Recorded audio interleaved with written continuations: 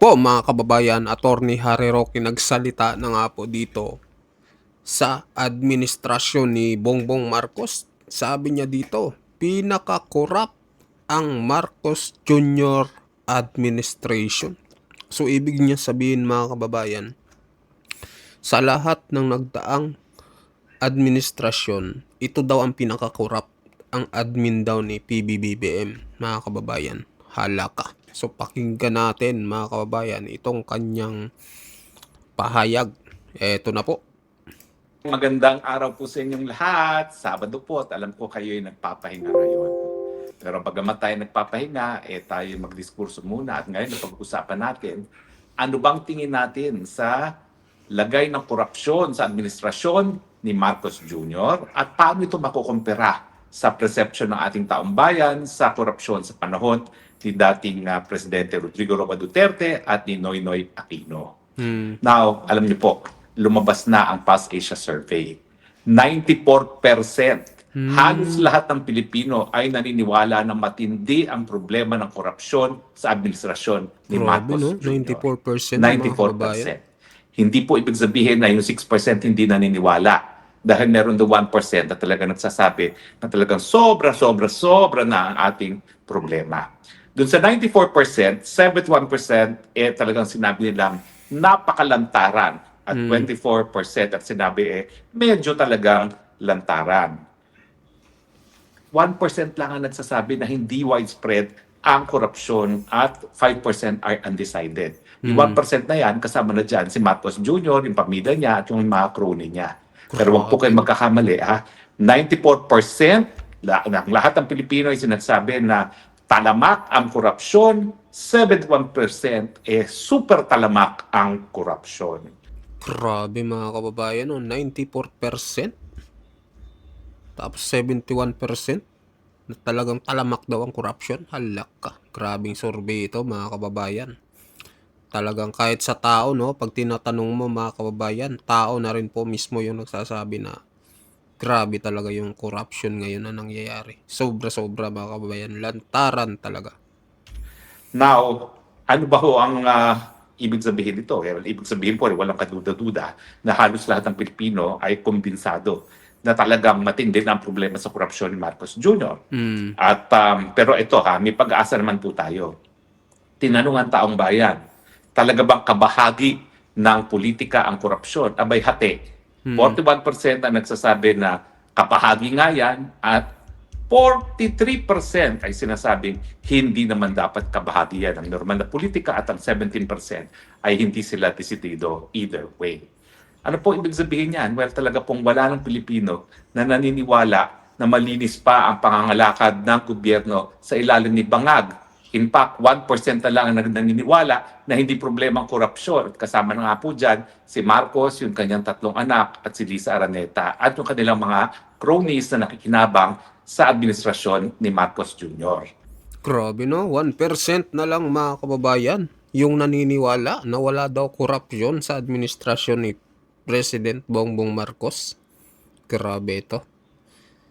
Parang ngayon lang nangyari itong sa sitwasyon, no, ng sa mga nagdaang administrasyon. Ang Marcos administration lang ata yung mayroong 1% na naniniwala yung Pilipino na walang korupsyon. Ibig sabihin 99% mga kababayan talagang naniniwala na matindi ang nangyayaring korupsyon ngayon sa panahon ni Pangulong Bongbong Marcos. Halaka, grabe. Now, ipagpira natin ito doon sa perception ng taong bayan. Unfortunately, ang Pulse Asia po ay hindi po sila nagpa-survey doon sa corruption perception ng mga panahon ni Noynoy Aquino at ni Tatay Digong. Pero ang SWS ay merong ganyang survey. Ano ba ho ang nakita ng SWS? Ang SWS hindi po malayo sa findings ng Pulse Asia. Pinakamatindi pa rin ang perception ng tao sa korupsyon sa ilalim ni Marcos Jr. At ang kanilang finding ay 84% at talagang overwhelming majority pa rin, bagamat mas mataas ang percentage na nagsasabi na talamak ang korupsyon sa Pulse Asia, 84% pa rin na nagsabi na talagang talamak ang problema ng korupsyon. Pero dito sa SWS, meron tayong basihan. kung paano natin makukumpara ang mga administrasyon ni Noynoy at saka ang administrasyon ni Tatay Digong. Sang-ayon sa SWS na nagsasabi na 84% ng Pilipinas nagsasabing talamak ang korupsyon sa ilalim ni Marcos Jr., sa panahon ni Noynoy Aquino, 43 to 56%. More or less kalahati. Anong nangyari? Namatay.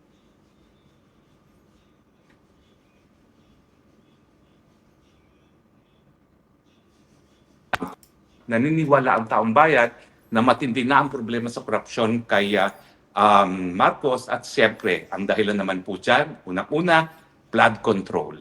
Yang linalabon ang pera ng bayan sa flood control.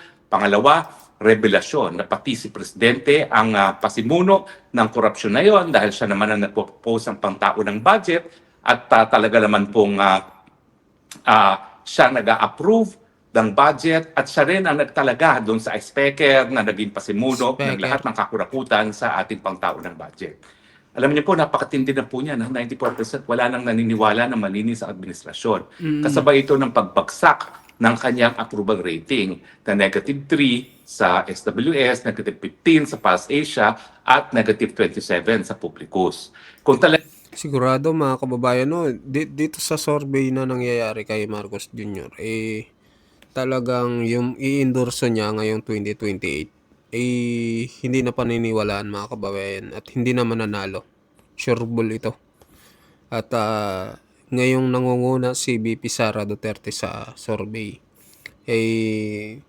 mangyayari talaga na mananalo sa presidential election itong si VP Sara Duterte kung walang makakalabang malakas. Palagay ko wala mga kababayan.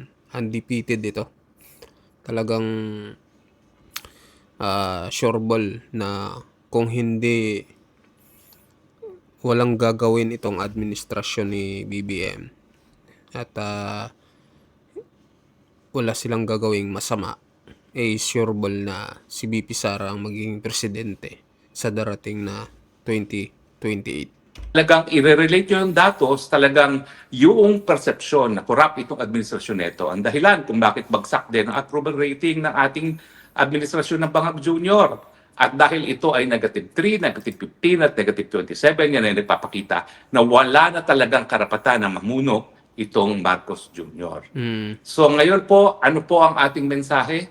Well, yan ba ho ang ating ipararating na mensahe sa ating mga kabataan ngayon na ang new normal ay corrupt dahil 94% ay lahat ng Pilipino ay naniniwala na talamak ang korupsyon sa administrasyon ni Marcos Jr. Sana hindi naman po. Ang tanging pamamaraan para matigil ang korupsyon, kinakailangan po tanggalin ang kanser sa ating lipunan at yung kanser pong yan, ang pangalan ay Marcos Jr. Wala na pong alternatibo dyan. Hindi na po tayo makakaasa sa mga institusyon para tanggalin na itong korupsyon nito kasi naging kabahagi na ng administrasyon ng Marcos Jr. ang korupsyon. At ako hindi naman nagtataka rito dahil may kinalaman siya ng genetics. Dahil alam naman natin ng kanyang ama na sa Guinness Book of World Records din na pinakakorap, hindi lang isa sa pinaka, kundi pinakakorap na administrasyon sa buong daigdig na talaga nagpasasa sa kaban ng bayan para maging isa sa pinakamayaman na tao sa buong mundo, courtesy of Filipino taxpayers. Ang ating mensahe ay talaga matitigil lang po yung sistema ng korupsyon na yan kung tayo magsisimula muli. Let us start with a clean slate. Tanggalin natin ang korap, tanggalin natin ang pinagsimulan at pinagtapusan ng korupsyon. Yan po ang administrasyon ni Marcos Jr. Wala na pong katuda-tuda ha, lahat tayo naniniwala na korap. Anong gagawin natin? Tayo ba'y mag-aantay na lang hanggang mahulog ang mangga, hanggang mawala ang problema, ang cancer sa ating lipunan? O tayo ba, kapag gaya na pag tayo na mayroong cancer, ay pupunta sa doktor at patatanggal ang cancer bago pa ito kumalat. Hindi ko po alam kung po pwede pang kumalat ng mas matindi pa itong issue ng korupsyon sa ating bayan. Pero sa tingin ko po, walang katapusan po yan. Hanggang hindi natin matapos ang administrasyon ni Marcos Jr., talagang hindi po titigil ang problema ng korupsyon. So mga kaibigan, nasa sa inyo ang bola. Alam na natin na halos lahat tayo naniniwala super corrupt itong administrasyon na ito. Ang tanong, anong gagawin ninyo? Talaga bang sabi, magpapatay-patay na naman at talagang hahayaan ang korupsyon ay maging dahilan kung bakit lantaran ang kahirapan sa Pilipinas? Sa totoo lang po 6 na trilyon na ang budget natin. Wala nang dahilan para ang Pilipino, kahit sinong Pilipino ay maghirap. kung yung 6 na trilyon na yan ay ginagamit para sa pagtaas ng antas sa kabuhayan, pagbigay ng pagkain sa nagugutom, tahanan sa mga walang tahanan, damit sa walang damit, kinakailangan po talaga mababawasan ang hanay na bihirap. Pero habang halos lahat po tayo ngayon ay kumpensado na talagang korap ang Marcos administration, patuloy po tumataas ang hanay ng mga nagugutom. Meron po tayong tinatawag doon sa statistics na direct correlation. Yung level ng korupsyon at paghihirap related. Ako po ay magpapaalam na dahil sinusundo na ako. Hanggang sa muli po, ha? Kinakailan po tapusin na ang cancer sa lipunan, patanggalin na ang mga korap sa gobyerno. Ito po ang inyong spokesman, nagsasabi, I love you Philippines, you're the only country I have, you're the only country that I love. Bye! So ayan mga kababayan, mag-comment po kayo dito sa pahayag ni Atty. Harry Roque na pinaka-corrupt daw ang Marcos Junior Administration. So mag-comment kayo, mag-like at mag-subscribe, at sa mga bagong pasok dyan, pa-subscribe din po ng ating channel mga kababayan. Maraming salamat po.